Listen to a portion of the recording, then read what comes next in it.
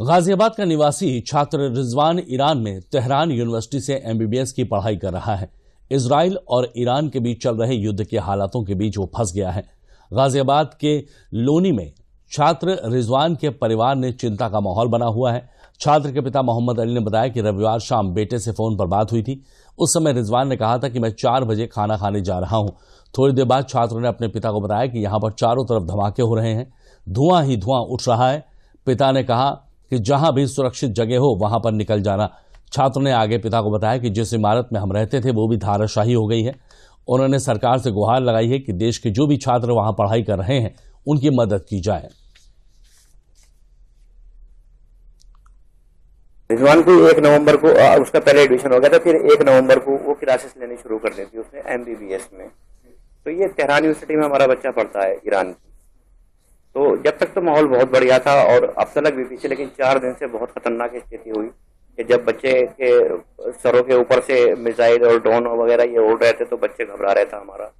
और 1 साल हो गया तकरीबन 1 साल हो गया। कल उसका पेपर होने वाला था, कल 18 तारीख थी, कल से उसके पेपर स्टार्ट थे और जुलाई की 30 तारीख का उसका रिटर्न का टिकट था वापसी इंडिया आने के लिए। लेकिन वो इसके बीच में जंग लग गई और जब जंग लगी तो बच्चा हमारा उसमें गिर गया और ना आ सक रहा है और न जा सक रहा है। कल 4 बजे हुई थी, जब मैंने उससे कहा बेटा 24 घंटे हो गए, आपको खाना खाएगा, खाना खाने चले जाओ।